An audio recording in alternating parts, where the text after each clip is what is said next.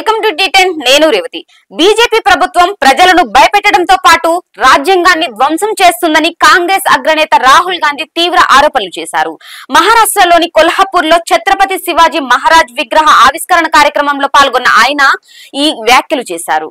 సింధుదుర్గ్ జిల్లాలోని రాజ్కోట్ కోటలో 35 అడుగుల శివాజీ విగ్రహం కుప్పకూలిన ఘటనను ఉద్దేశిస్తూ బీజేపీ సర్కార్ పై తీవ్ర విమర్శలు గుప్పించారు.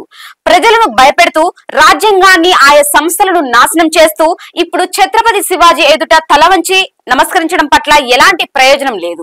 శివాజీ అందించిన సందేశం దేశమంతటికి ఛత్రపతి షాహు మహారాజ్ లాంటి యోధులు లేకపోయి ఉంటే నేడు మనకు రాజ్యాంగం ఉండేది కాదు అని ప్రధాని మోడీని ఉద్దేశిస్తూ రాహుల్ వ్యాఖ్యానించారు. కాగా భారీ వర్షాల కారణంగా ఆగస్టులో రాజ్కోట్ కోటలో 35 అడుగుల శివాజీ విగ్రహం కుప్పకూలిన సంగతి తెలిసింది. ఈ ఘటన రాజకీయంగా తీవ్ర దుమారం రేపింది. నాణ్యత లోపం కారణంగా విగ్రహం కూలిపోయిందంటూ రాష్ట్ర ప్రభుత్వంపై ప్రతిపక్షాలు విమర్శలు చేశాయి.